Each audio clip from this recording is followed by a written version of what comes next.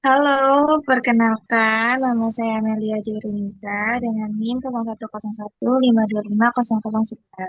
Saya berperan sebagai host opening.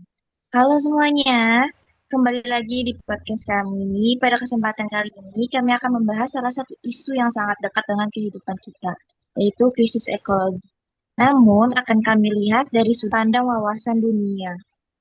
Melalui bahasan ini, kami ingin menunjukkan bahwa krisis lingkungan bukan hanya masalah alam utama. Sorry, bukan masalah alam semata, tetapi juga berkaitan dengan manusia memandang dunia. Langsung saja kita mulai dari pengantar terlebih dahulu, yaitu Shirley. Halo, aku Sherlia Slama, NIM 0101825011. Saya akan menjelaskan tentang pengantar dengan tema kita yaitu krisis ekologi dalam perspektif wawasan dunia.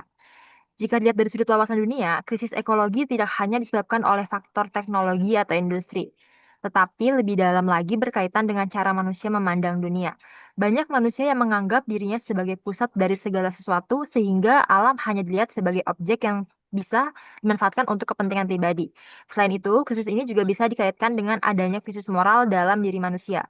Dalam beberapa pandangan, kerusakan lingkungan dapat dianggap sebagai akibat dari sikap manusia yang serakah dan tidak bertanggung jawab atau bahkan bisa disebut juga sebagai bentuk dosa manusia terhadap alam.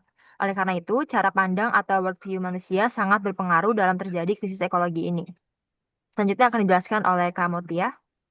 Halo, nama saya Mutia Safira dengan NIM 0113925002.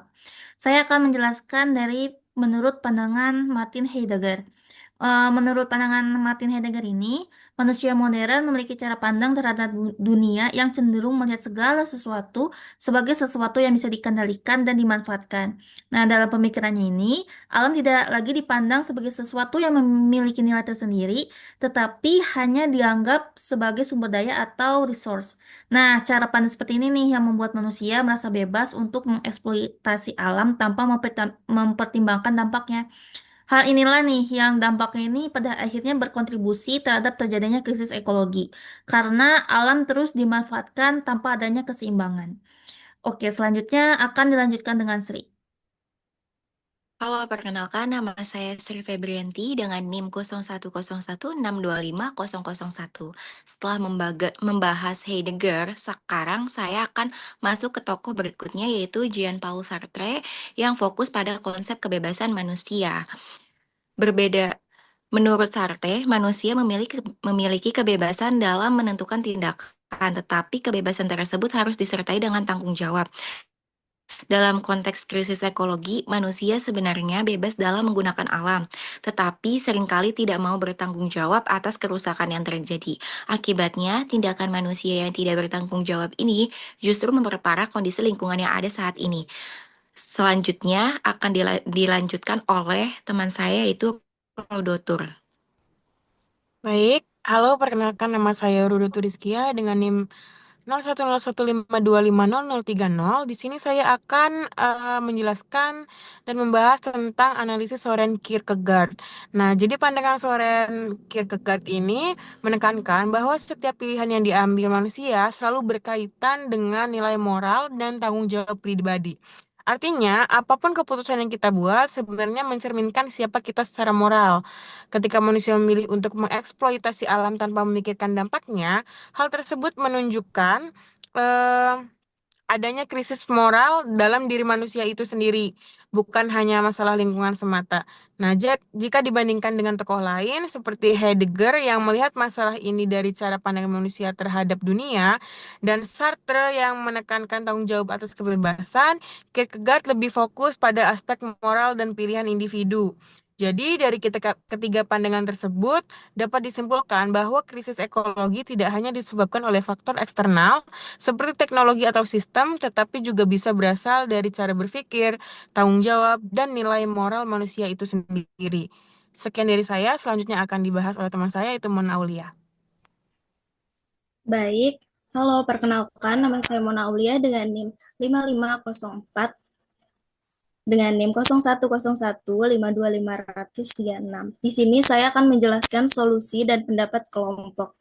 Menurut kelompok kami, solusi dari krisis ekologi tidak cukup hanya dengan perkembangan teknologi atau kebijakan pemerintah, tetapi harus dimulai dari perubahan cara pandang manusia terhadap alam.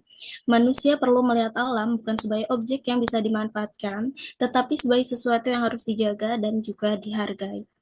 Selain itu, penting juga untuk meningkatkan kesadaran dan tanggung jawab individu dalam kehidupan sehari-hari. Misalnya dengan mengurangi penggunaan plastik, menjaga kebersihan lingkungan, dan menggunakan sumber daya secara bijak.